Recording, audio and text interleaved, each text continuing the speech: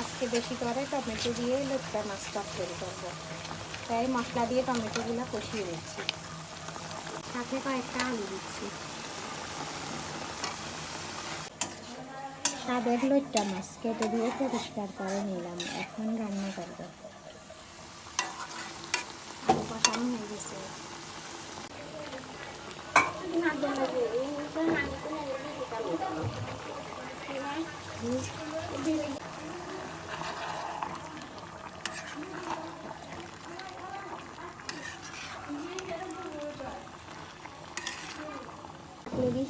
না চাটনি দেবো, এনে কাঁচা কুচে দিত আলু বই থাকলে ইয়া করে দিতাম, আলু দিয়ে দিতাম।